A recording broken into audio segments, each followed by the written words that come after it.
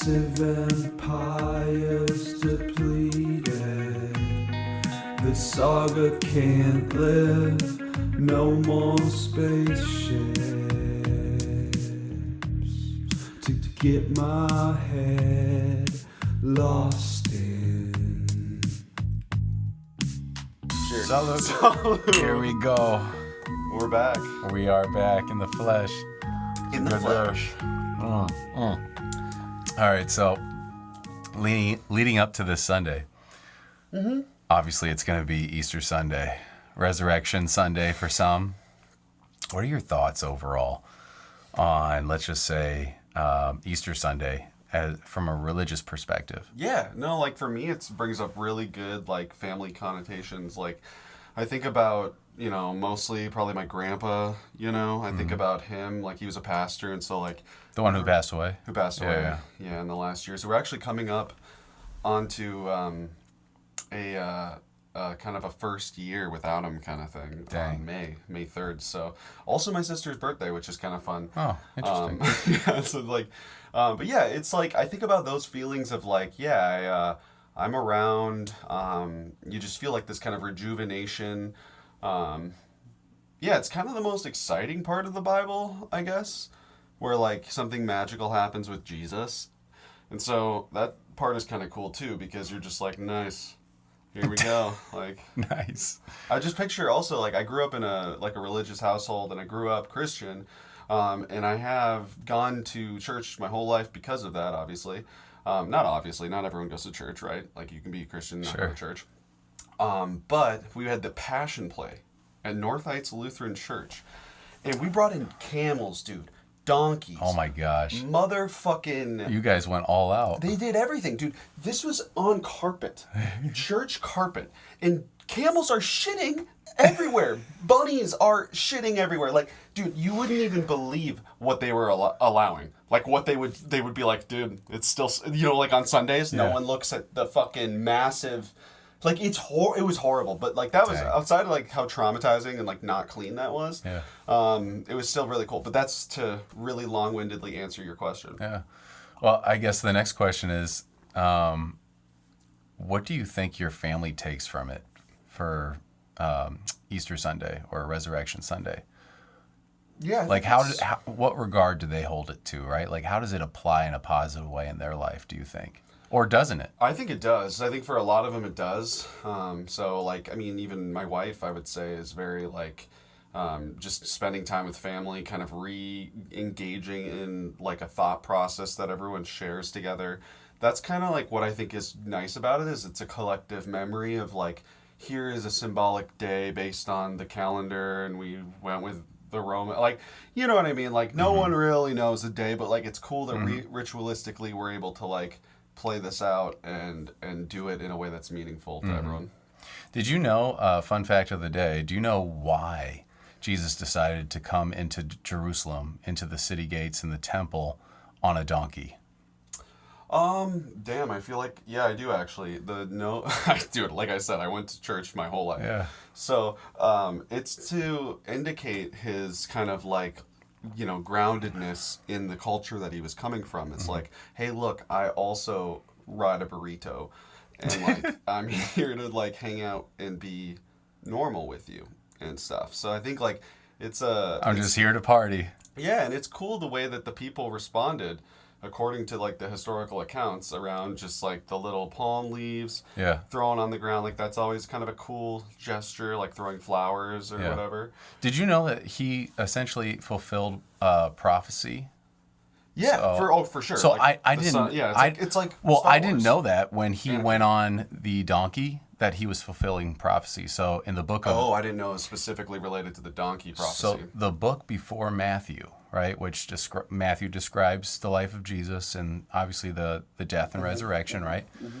Well, because in Matthew it also talks about then Jesus coming in on a donkey and how it made the city feel, right? Why it was such a celebration. So from their perspective, Zechariah in the Old Testament, the book before Matthew, was prophesying, saying the Messiah will come into the city riding on a donkey. So, say that's the prophecy, right? say Jesus knew that as a part of the culture. Yep. Which he did, because they all knew the Old Testament. All you're doing is honoring the spirit of the culture. So even if he was a renegade and had no affiliation to whatever he said he was, Sure. no one knows. Yeah, he could have just rode on a donkey and just rolled the dice and been like, this is either going to work or they're going to kill me regardless. Exactly. And like, that's where it was interesting, because it's a big move. But it's also like, they go back to like kind of, there's always that connotation of Jesus being this kind of like he's just kind of like out there slaying it, and like slaying it in what way? I don't know, just like, look at this, dude, I'm also still your friend now. Yeah. It's always like being homies. Yeah. And sometimes you're just like, is that a great use of your power as like the Son of God to be like making wine for the people? Like, I think it is. I think that's great. But is it for the Son of God? I don't know, dude. So there's all these like funny little things that happen in Christianity where you unpack the true richness of the stories and how they're interpreted. Even like you can look, you can read the same thing and everyone's talking about it differently. Yeah. And that's kind of cool about it too. It's so like immutable yet so controversial. Yeah. So it's like boring in the sense that it's just been there forever. And then it's also exciting in the sense that no one agrees on anything. Yep.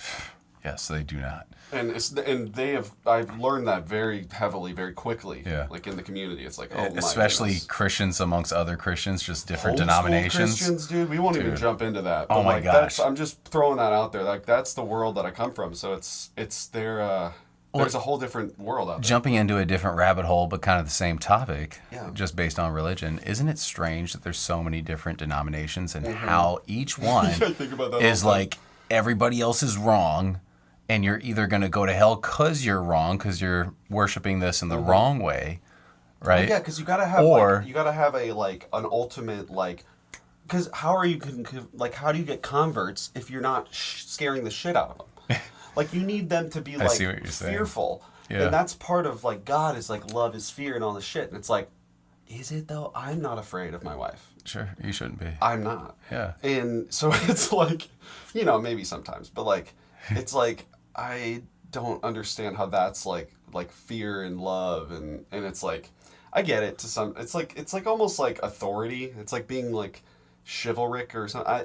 I don't know, but yeah, I just thought about that. I was on another train of thought, but no, you're good. The denomination piece is what we're talking about, right? This is what it reminded me of. Yeah. This is when I think about these things. It's never because I actually want to think about these things. Yeah. It's because of landmarks. You're driving down Minneapolis, right? You're coming in from the south part of the city, down 94, and dude, you get to this point where you see a cathedral that is Catholic, one that is Presbyterian. Makes sense. Okay. And then another one that is something else I can't remember. Sure. Maybe Methodist or something.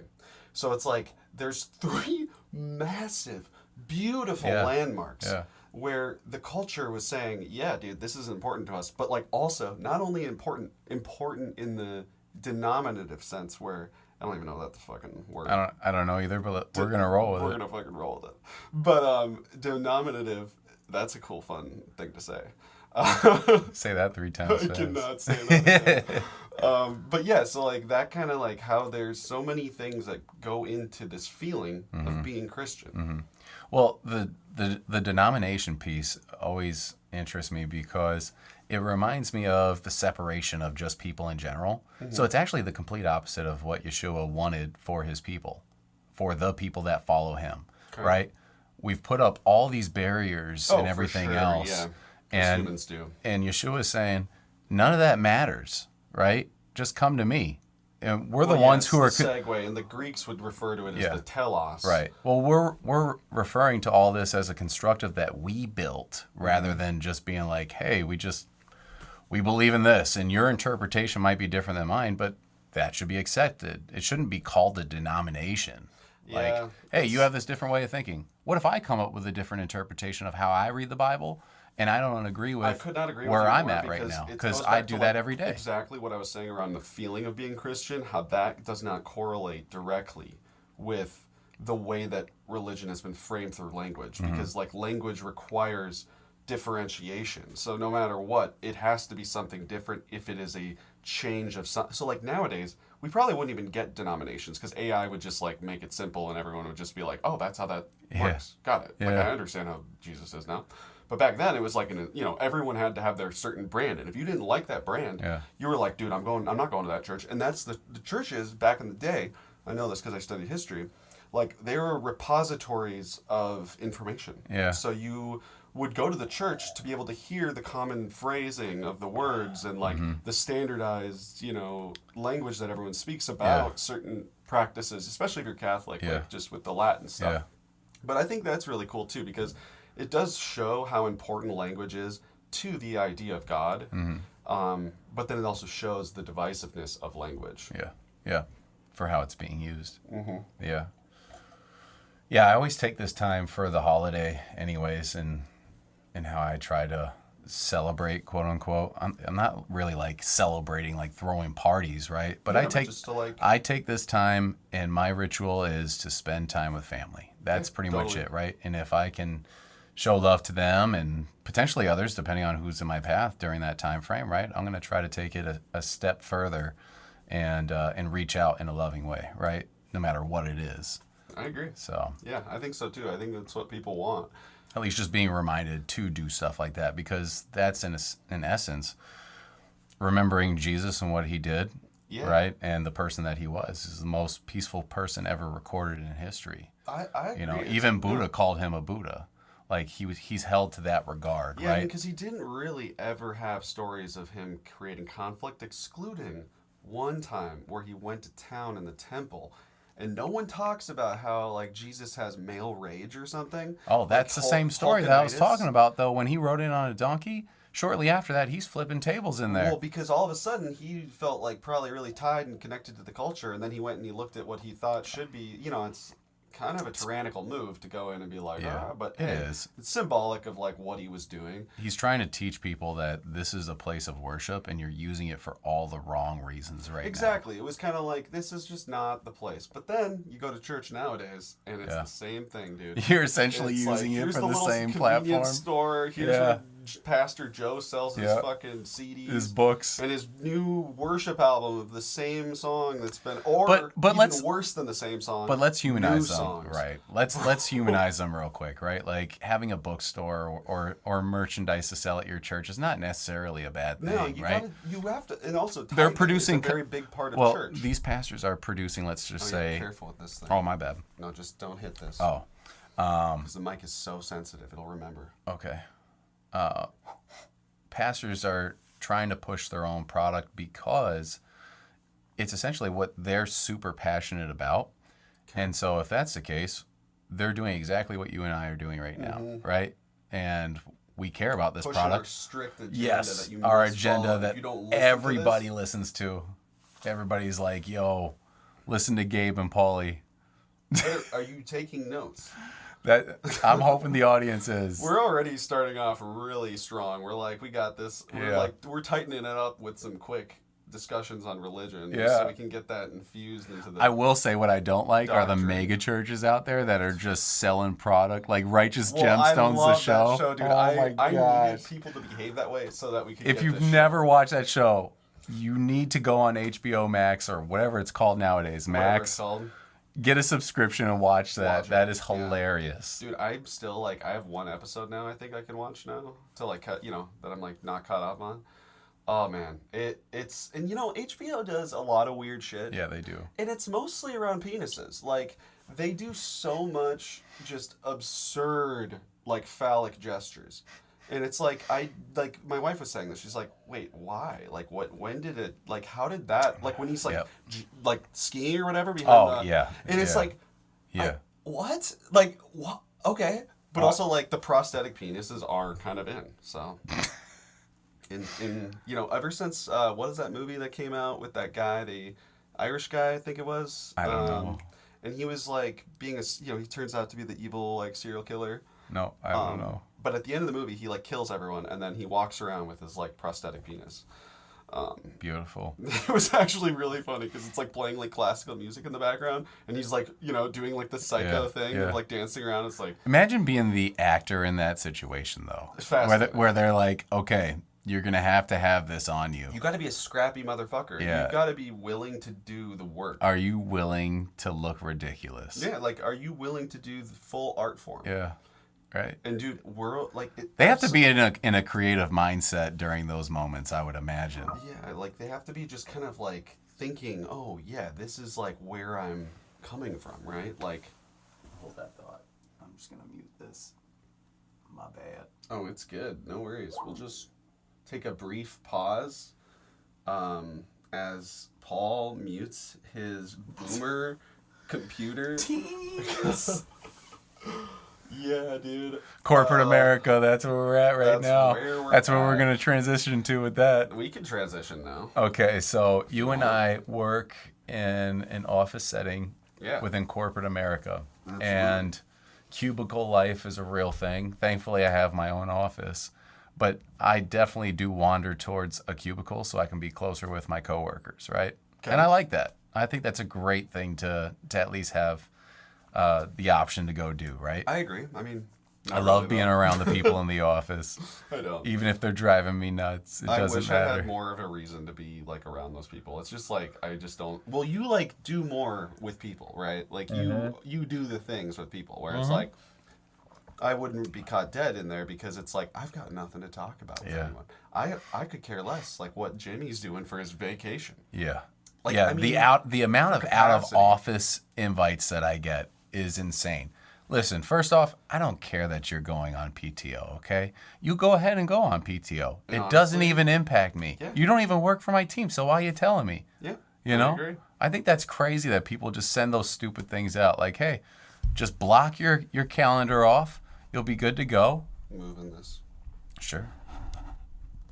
I keep whacking it. Yeah, huh? you do. My bad. I can hear it. You can? I have such a like fine-tuned. God, you're so particular. That's okay. One of us No, has it's just to be. that like I realized the episode before this is like brutal when it comes to No. just dun, dun, like we were kind of just like smacking this. So it's just like I just like have to make up for it. All right. Well, getting back to corporate America, though.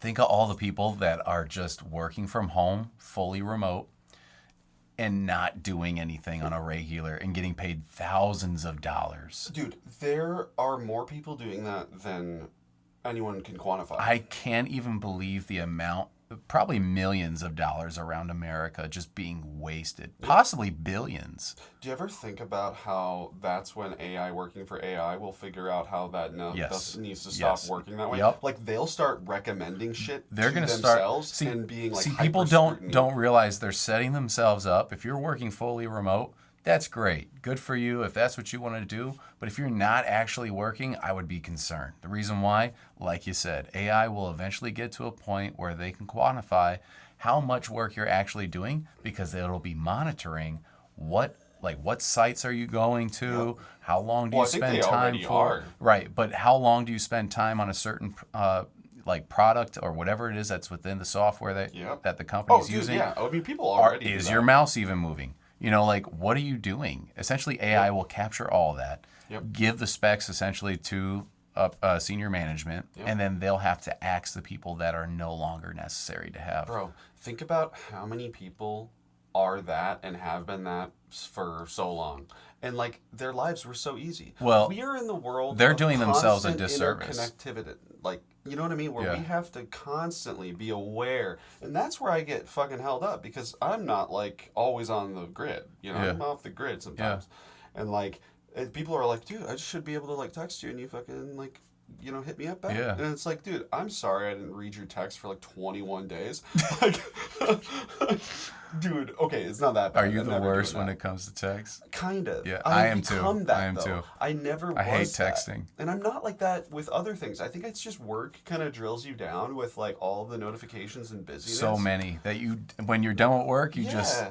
cut it off. I put so much of my mental energy into those ones that I like honestly don't think I afford enough to my own personal ones because sometimes I'm just like I'm locked in, I'm doing, you know, whatever. And so, you know, that's like how weird corporate America can be and software in general. Like there's got to be, you know, we don't have mechanisms to like regulate ourselves perfectly. No. We don't even have people encouraging any sort of behaviors like that. So we live in a really like sketchy, like I don't know when the brain science is going to come out where people are like, dude, you've been you've been doing this as a generation for like whatever and developmentally, and like this is how the human brain just completely went through a mass evolution. Yep. As of like this next generation or whatever. Alpha, is it alpha? We're back I think to it's alpha. Yeah. They're screwed. They're gonna be fascinating. Dude. They're gonna be the screwed. craziest, most like dude. Working with the alphas, dude, they are gonna be wild. Working with Gen Z is interesting too. You ever watch a kid doing something around something that's like entertaining? They're like they're always like like they're always like locked in with their phones all the time, and they're like terrible. little robots out there. Yeah. Like I saw just to go back to the Minecraft thing, Yeah. just to complete the loop. Yes. I saw one where Jack Black was like, he walks into the movie theater and he's got like his little fuck. Oblivious contradictions like when I sing, hum, talking, breathing.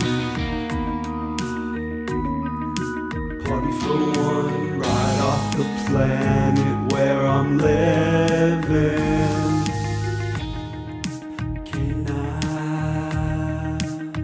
be the one? Can I be the one? Can I be the one you love? At least until I'm no one. Throw blankets thrown over my stable state of mind. Returning the phrase, it'll be just fine. You said something sweet.